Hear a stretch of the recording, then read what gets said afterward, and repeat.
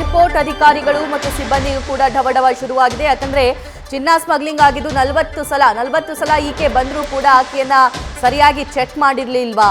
ಇದರ ಹಿಂದೆ ಇರುವಂತಹ ಕಾಣದ ಕೈಗಳು ಯಾರು? ಈ ಬಗ್ಗೆನೂ ಕೂಡ ವಿಚಾರಣೆ ನಡೆಸ್ತಾರೆ ಅಧಿಕಾರಿಗಳು. ಈಗಿರುವ ಮತ್ತು ಈ ಹಿಂದೆ ಕೆಲಸದಲ್ಲಿದ್ದವರಿಗೂ ಕೂಡ ಚಿನ್ನದ ಕಂಟಕ ಎದುರಾಗಲಿದೆ. ರನ್ಯಾ ಟ್ರಾವೆಲ್ ಮಾಡಿದ್ದ ವೇಳೆ ಕೆಲಸದಲ್ಲಿದ್ದವರು ಯಾರ್ಯಾರು, ಯಾವ್ಯಾವ ಟೈಮ್ನಲ್ಲಿ ಇದ್ರು, ಯಾವ್ಯಾವ ಶಿಫ್ಟ್ನಲ್ಲಿ ಕೆಲಸ ಮಾಡ್ತಿದ್ರು, ಯಾರೆಲ್ಲ ರನ್ಯಾಗೆ ಎದುರಾಗ್ತಾ ಇದ್ರು, ಸಪೋರ್ಟ್ ಮಾಡ್ತಿದ್ರು, ಇದೆಲ್ಲ ವಿಚಾರಣೆ ಆಗಬೇಕು.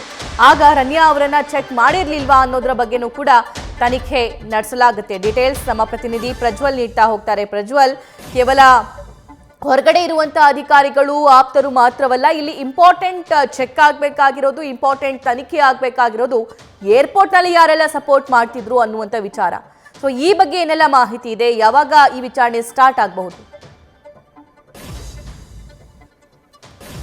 ಸಭಾ ಈಗಾಗಲೇ ಈ ಬಗ್ಗೆ ವಿಚಾರಣೆ ಕೂಡ ಪ್ರಾರಂಭವಾಗಿದೆ. ನಿನ್ನೆ ದಿನ ಗೌರವ್ ಗುಪ್ತಾ ಅವರು ಹಾಗೆ ಡಿಐಜಿ ವಂಶೀಕೃಷ್ಣ ಅವರು ಇಬ್ಬರೂ ಕೂಡ ಏರ್ಪೋರ್ಟ್ಗೆ ಹೋಗಿ 2 ಗಂಟೆಗಳ ಕಾಲ ಪರಿಶೀಲನೆಯನ್ನು ಕೂಡ ಮಾಡಿದ್ದಾರೆ. ಟರ್ಮಿನಲ್ 2 ನಲ್ಲಿರುವಂತಹ ಎಲ್ಲ ಅಧಿಕಾರಿಗಳ ಮಾಹಿತಿಯನ್ನು ಕೂಡ ಕಲೆ ಹಾಕಿದ್ದಾರೆ. ಹಾಗೆ ಅಧಿಕಾರಿಗಳ ಬಳಿಯಲ್ಲಿ ಮಾಹಿತಿಯನ್ನು ಕೂಡ ಪಡೆದುಕೊಂಡಿದ್ದಾರೆ. ಅಂದ್ರೆ ಯಾವುದೇ ವ್ಯಕ್ತಿ ಬಂದಂತ ಸಂದರ್ಭದಲ್ಲಿ ಅವ್ರನ್ನ ಯಾವ ರೀತಿಯಲ್ಲಿ ಚೆಕ್ ಮಾಡಲಾಗುತ್ತೆ ಅನ್ನೋದ್ರ ಬಗ್ಗೆ ಕೂಡ ಮಾಹಿತಿಯನ್ನು ಕಲೆ ಹಾಕಿದ್ದಾರೆ. ಇಮಿಗ್ರೇಷನ್ ಅಧಿಕಾರಿಗಳಾಗಿರ್ಬೋದು, ಕಸ್ಟಮ್ ಅಧಿಕಾರಿಗಳಾಗಿರ್ಬೋದು, CRPF ಸಿಬ್ಬಂದಿಗಳಾಗಿರ್ಬೋದು, ಹಾಗೆ ಚೆಕಿಂಗ್ ಸಿಬ್ಬಂದಿಗಳಾಗಿರ್ಬೋದು, ಇವರೆಲ್ಲರಿಂದಲೂ ಕೂಡ ಮಾಹಿತಿಯನ್ನು ಕಲೆ ಹಾಕಿದ್ದಾರೆ. ಈ ಸಂದರ್ಭದಲ್ಲಿ ಅಧಿಕಾರಿಗಳು ಒಂದು ವಿಚಾರವನ್ನ ಸ್ಪಷ್ಟವಾಗಿ ಹೇಳಿರುವಂತದ್ದು ಅದೇನು ಅಂತ ಹೇಳಿದ್ರೆ, ಇಲ್ಲಿ ಪ್ರಮುಖವಾಗಿ ನಾವು ಯಾರನ್ನು ಕೂಡ ಚೆಕ್ ಮಾಡದೆ ಬಿಡ್ಲಿಕ್ಕೆ ಸಾಧ್ಯವೇ ಆಗೋದಿಲ್ಲ.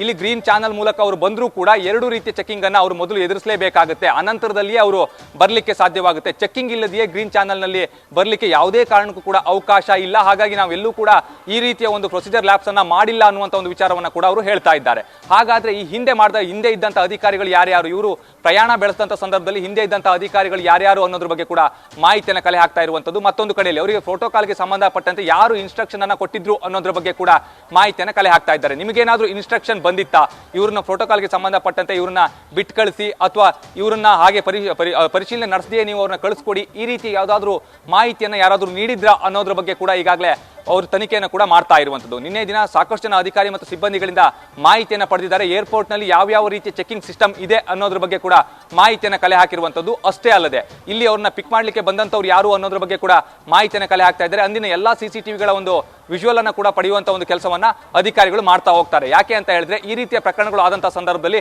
ಅವರು ಈ ಹಿಂದೆ ಬಂದಂತಹ ಒಂದು CCTV ಆಗಿರ್ಬೋದು, ಅದೇ ರೀತಿಯಲ್ಲಿ ಮೊನ್ನೆ ಅವರು ಯಾವಾಗ ಬಂದು ಅಧಿಕಾರಿಗಳ ಬಳಿಯಲ್ಲಿ ಅರೆಸ್ಟ್ ಆದ್ರಲ್ಲ ಆ ಸಂದರ್ಭದಲ್ಲಿನ CCTV ಆಗಿರ್ಬೋದು, ಅವೆಲ್ಲವನ್ನ ಕೂಡ ತೆಗೆದುಕೊಂಡು ಪರಿಶೀಲನೆ ಮಾಡುವಂತಹ ಒಂದು ಕೆಲಸವನ್ನ ಮಾಡ್ತಾ ಹೋಗ್ತಾರೆ. ಈಗಾಗಲೇ ಪ್ರೋಟೋಕಾಲ್ಗೆ ಸಂಬಂಧಪಟ್ಟಂತೆ ರಾಜ್ಯ ಸರ್ಕಾರ ಈಗಾಗಲೇ ಒಂದು ತನಿಖಾ ಸಂಸ್ಥೆಯನ್ನು ರಚನೆ ಮಾಡಿದೆ. ಆ ಒಂದು ತನಿಖಾ ತಂಡ ಏನಿದೆ ಅದು ಈಗಾಗಲೇ ಸಾಕಷ್ಟು ವಿಚಾರಗಳನ್ನ ಕೂಡ ಕಲೆ ಹಾಕಿರುವಂತದ್ದು. 7 ದಿನಗಳ ಒಳಗಾಗಿ ವರದಿಯನ್ನು ಸಲ್ಲಿಸಬೇಕು ಅನ್ನುವಂತ ಒಂದು ಆದೇಶ ಇರೋದ್ರಿಂದಾಗಿ ಅದ್ರ ಬಗ್ಗೆಯೂ ಕೂಡ ಸಂಪೂರ್ಣವಾದಂತಹ ಒಂದು ತನಿಖಾ ವರದಿ ಈಗಾಗಲೇ ಸಿದ್ಧವಾಗ್ತಾ ಇದೆ. ನಿನ್ನೆ ದಿನ ಅವರು ಭೇಟಿ ಕೊಟ್ಟವರು ಕೂಡ ಎಲ್ಲಾ ಒಂದು ವಿಚಾರಗಳ ಬಗ್ಗೆಯೂ ಕೂಡ ಮಾಹಿತಿಯನ್ನು ಕಲೆ ಹಾಕ್ತಾ ಇದ್ದಾರೆ. ಹಾಗೆ ಅವರನ್ನ ರನ್ಯಾರಾವ್ ಅವರನ್ನ ಕರೆದುಕೊಂಡು ಬರ್ಲಿಕ್ಕೆ ಬಂದ್ರಲ್ಲ ಬಸವರಾಜ್ ಅವರು, ಅವರ ಬಗ್ಗೆಯೂ ಕೂಡ ಈಗಾಗಲೇ ವಿಚಾರಣೆಯನ್ನ ಮಾಡಲಾಗಿರುವಂತದ್ದು. ಸಭಾ, ಥ್ಯಾಂಕ್ ಯು ಪ್ರಜ್ವಲ್.